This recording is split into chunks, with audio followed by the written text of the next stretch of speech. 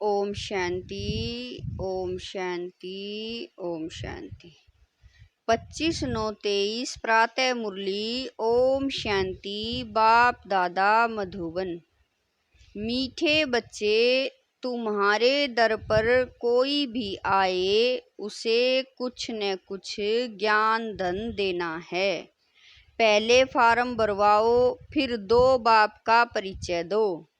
प्रश्न है, जादूगर बाप की जादूगरी कौन सी है? उत्तर है, जादूगर बाप की जादूगरी देखो। इतना ऊंचा बाप कहते हैं, मैं तुम्हारी सेवा में आया हूँ। मैं तुम्हारा बच्चा भी बन जाता हूँ। तुम बच्चे जब मेरे पर बलि चढ़ो तो फिर मैं 21 जन्मों के लिए तुम्हारे पर बलि चढ़ूं। यह भी वंडरफुल बातें हैं। बाप कितने प्यार से तुम्हें पढ़ाई पढ़ाते हैं, तुम्हारी सब मनोकामनाएं पूरी करते हैं। तुमसे कोई भी फीस आदि नहीं लेते हैं। उन्हें कहा जाता है राजू रमजबाज। गीत है, जो पिया के साथ है, आनंद की ज्ञान की बरसात है। ओम शांति। पिया और वर्षा, जो पिया के साथ है उसके लिए बरसात है। किस प्रकार की? इसको ज्ञान वर्षा कहा जाता है। ज्ञान वर्षा कौन करते हैं? ज्ञान का सागर। अब यह गीत जिन्होंने गाया या बनाया वह तो कुछ भी नहीं जानते। तुम हो लक्की ज्ञान सितारे। तुम ज्ञान सागर के बच्चे बने हो, इसीलिए तुमको ज्ञान सितारे कहा जाता है। बाप से ज्ञान ले रहे हो। नॉलेज की हमेशा एम ऑब्जेक्ट होती है। कुछ न कुछ प्राप्ति का रास्ता मिलता है। अब तुम बच्चे जानते हो, बेहद के बाप द्वारा बेहद का वर्षा लेना है। वह है पारलौकिक बाप। तुम्हारे पास कभी कोई नए जिज्ञासु आते हैं तो फार्म भरने से डरते हैं, तो उनको समझाना चाहिए, क्योंकि फिर भी तुम्हारे पास आए हैं तो कुछ न कुछ विचारों को मिलना चाहिए। बहुत गरीब हैं, तुम्हारे पास तो अथॉरिटी है। हाँ, नंबरवार कोई फुल पास होते हैं, कोई कम। नया तो नशा है। बाबा कह रहे हैं, यह तो नशा है। हमारे पास ज्ञान रतन ढेर हैं।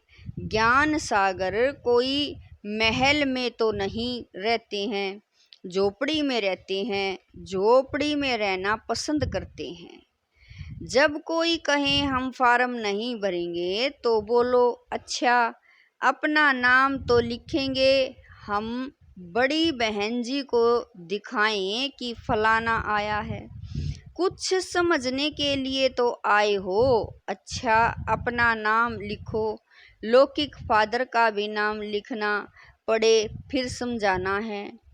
2 बाप तो हैं, एक है लौकिक बाप, दूसरा है पारलौकिक परमपिता परमात्मा। जब पिता कहते हो तो उनका नाम तो लिखो। परम पिता कहते हो तो वह सबका बाप है।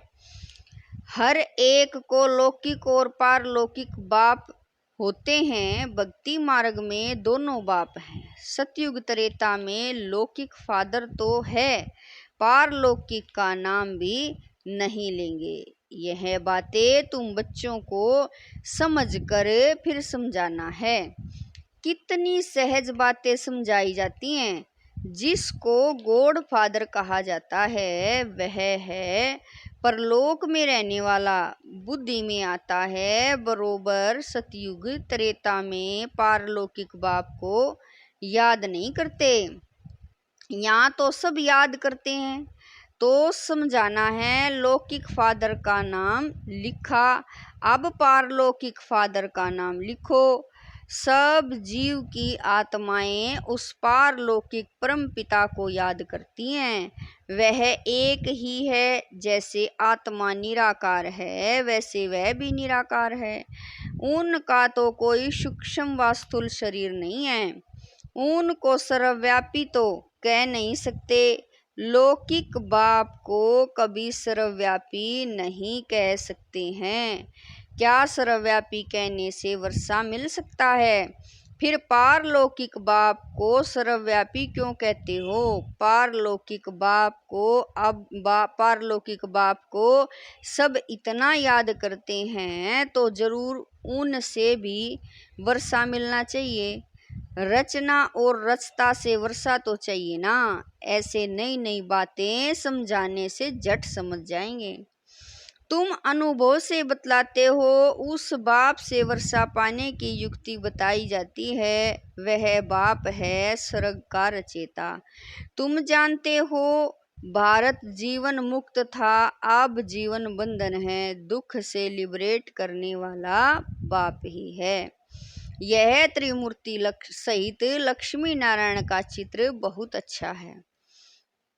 हर एक के पास होना चाहिए। इस पर समझाओ कि बरोबर यह लक्ष्मी नारायण भारत के आदि सनातन देवी देवता थे। सतयुग के मालिक थे। स्वर्ग का वर्षा जरूर पारलौकिक बाप स्वर्ग का रचेता ही दे सकते हैं। कोई फार्म न भी भरे, लेकिन यह बात लिखना तो सहज है। दो बाप हैं, दोनों से वर्षा मिलता है। लक्ष्मी नारायण अथवा उनके बच्चों आदि की जीवन कहानी तो है नहीं। श्री कृष्ण के लिए कहते हैं उनको टोकरी में ले गए। यह हुआ अच्छा। इन लक्ष्मी नारायण को राज्य कहाँ से मिला? बरोबर आदि सनातन देवी देवताओं का राज्य था। इनमें पहला नंबर लक्ष्मी नारायण है। उन्हों को यह स्वर्ग का वर्षा किसने दिया? यह प्रजापिता ब्रह्मा भी बैठा है। यह वर्षा लक्ष्मी नारायण सामने खड़े हैं। फिर झाड़ पर ले आओ, यहाँ तपस्या कर रहे हैं राजयोग की। इनसे यह लक्ष्मी नारायण बनते हैं। यह समझाना कितना सहज है। लक्ष्मी नारायण के भक्तों को समझाना बहुत सहज है। अब अंदर कोई आते हैं तो कुछ न कुछ शिक्षा जरूर देनी पड़े। तुम्हारे द्वारा इन वेश्याओं, बिल्लियों आदि का भी उद्धार होना है, परंतु तुम्हारे में अभी वह ताकत नहीं है। बाबा ने समझाया है तुम अपने पति को भी भू भू करती रहो। स्त्री अपने पति से भी पूछ सकती है। तुम अपने लौकिक बाप का नाम बताओ। अच्छा, पारलौकिक बाप का नाम बताओ जिसको तुम घड़ी घड़ी जन्म बाई जन्म याद करते हो। जरूर उनसे कुछ जास्ती मिलता है। लक्ष्मी नारायण को याद करने से तो कुछ मिलता नहीं है। बाप आकर तुम्हारी कितनी सेवा करते हैं। बगैर मांगे तुमको पढ़ाते हैं। कहते हैं आओ तुमको स्वर्ग में ले चलें। सभी मनोकामनाएं पूर्ण करते हैं। नर नारायण का भी चित्र है ना। पूजा लक्ष्मी की होती है। समझते हैं लक्ष्मी से संपत्ति मिलेगी। यह सब भक्ति मार्ग की बातें हैं। लक्ष्मी स्त्री धन कहाँ से लाएगी? उनको जरूर पति से मिलता है। पुजारी लोग यह कुछ भी नहीं जानते। तुम बच्चों को समझाना पड़े। तुम भी अभी समझते हो। आगे हम क्या करते थे? कुछ भी नहीं समझते थे।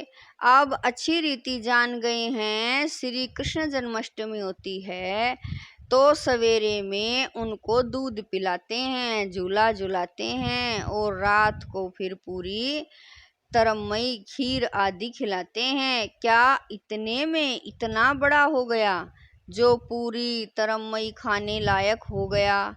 यह भी समझने की बातें हैं ना। तुम जानते हो यह राधे कृष्ण ही फिर लक्ष्मी नारायण बनते हैं। शिव बाबा इन्हों को यह पद दिलाते हैं। शिव को कभी पूरी तरमई आदि नहीं खिलाते, उन पर सिर्फ दूध चढ़ाते हैं। अब शिव बाबा तो है निराकार, जिसका कोई नाम रूप नहीं, उन पर दूध आदि चढ़ाने का मतलब क्या है? उनको कुछ खिलाते नहीं है, निराकार है ना। श्री कृष्ण को रोटी आदि खाने के लिए मुख है, शिव पर कुछ नहीं चढ़ाते, शंकर पर चढ़ाते हैं, शिव पर नहीं। शंकर का तो फिर भी आकार रूप है ना, दोनों एक तो हो नहीं सकते। अब बाबा कितनी नॉलेज देते हैं, कितनी गुप्त बातें हैं। तुम गोपिकाएं शिव बाबा की हो, शिव को फिर बालक भी कहते हैं। यह भी शिव बाबा पूछते हैं, तुम शिव को बालक क्यों बनाया? बाबा कह रहे हैं, तुमने शिव को बालक क्यों बनाया? वर्षा बालक को दिया जाता है, पहले जब तुम बलि चढ़ो तब ही शिव बाबा बलि चढ़े। यह भी है, बाप बच्चों पर बलि चढ़ते हैं, परंतु कहते हैं पहले तुमको बलि चढ़ना है तब मैं चढ़ूं। बलि चढ़ना अर्थात उनको अपना बच्चा बनाना, उनकी पालना करना। कितनी वंडरफुल बातें हैं। माताएं हैं ना, पुरुष भी शिव बालक को अपना वारिस बनाते हैं। शिव बाबा को जादूगर कहते हैं ना, लक्ष्मी नारायण जादूगर नहीं है। यह बड़ी गुप्त बातें हैं, विरला कोई समझ सकते हैं, अप्रोक्ष भी बतलाते हैं। तुम बच्चे अनुभवी हो, बाबा ने साक्षात्कार किया, मम्मा ने कोई साक्षात्कार नहीं किया, फिर भी मम्मा सबसे तीखी गई। सबको तो साक्षात्कार नहीं होगा, ऐसे तो बहुतों को साक्षात्कार हुए, आज है नहीं। साक्षात्कार से कोई कनेक्शन नहीं है, यह तो है धारण करने और कराने की मीठी बातें। जादूगर राजू रमजबाज तो है ना, जादूगर लोग बहुत तीखे तीखे होते हैं, संतरे निकाल दिखाते हैं, सिर काट कर फिर जोड़ देते हैं। आगे बहुत जादूगरी दिखाते थे, अब बच्चे जान गए हैं, बाबा की ही महिमा गाई जाती है। तुम्हारी लीला अपरंपार है, तुम्हारी गतिमति न्यारी है। बाप कितनी श्रीमत देते हैं, श्रीमत से तुमको श्रेष्ठ देवता बना रहे हैं। श्री श्री कहा जाता है निराकार शिव बाबा को। लक्ष्मी नारायण को ऐसा श्रेष्ठ किसने बनाया? जरूर उनसे श्रेष्ठ ते श्रेष्ठ होगा। बाबा से हम यह इल्म विद्या सीखते हैं कि मनुष्य को देवता कैसे बनाया जाए। अभी तुम सब सीताएं रावण की जेल में शोक वाटिका में दुख उठा रही हो। राम राज्य में कभी शोक होता ही नहीं, तो जिससे वर्षा मिलता है उनको याद करना है ना। हम आत्मा हैं, यह भी मानते हैं। पूछो तुम्हारे लौकिक बाप का नाम क्या है, पारलौकिक बाप का नाम क्या है? बाप को सर्वव्यापी तो नहीं कहेंगे, बाप माना वर्षा, बेहद के बाप से बेहद का वर्षा मिलता है। अब वह रावण ने छीना हुआ है, इसीलिए कहा जाता है माया जीते जगत जीत। माया पर जीत पानी है। मन तो तूफानी घोड़ा है, खूब पछाड़ने की कोशिश करेगा। बाबा ने अब तुम्हारी बुद्धि का ताला खोल दिया है, तुम राइट और रोंग को समझ सकते हो, तुम समझा सकते हो। अब यह दुनिया बदल रही है, महाभारी लड़ाई तो जरूर लगनी है, उसमें सब विनाश होंगे। यादव मूसलों से अपने ही यादव कुल का विनाश करते हैं। पांडव कुल की जीत होनी है, परंतु दिखाया है 5 पांडव बचे, वह भी पहाड़ों पर गल मरे। बाकी क्या हुआ? कुछ नहीं। राजयोग सिखाया तो कुछ तो बचे होंगे, प्रलय थोड़ा ही हो जाती है। यह सब बातें तुम अभी जानते हो। दिखाते हैं श्री कृष्ण सागर के पत्ते पर आया। श्री कृष्ण तो गर्भ महल में आते हैं। गर्भ जेल में दुख होता है, सागर तो गर्भ महल है। बड़े आराम से बैठा रहता है, जन्म जन्मांतर से यह गीता का ज्ञान भागवत आदि सुनते आए, भक्ति मार्ग के धक्के खाते आए। अभी बाप तुमको 1 सेकंड में सड़क का मालिक बनाते हैं। इसको भावी कहते हैं, परंतु भावी किसकी? भावी ड्रामा की कहेंगे। बना बनाया ड्रामा है ना। मनुष्य तो सिर्फ भावी कहते रहते हैं, समझते कुछ भी नहीं। तो जब कोई आए, पहले पहले यह बताओ कि 2 बाप हैं। पारलौकिक बाप स्वर्ग का रचयिता है, उसने तो स्वर्ग का वर्षा दिया है। आज से 5000 वर्ष पहले स्वर्ग था, अभी तो नरक है।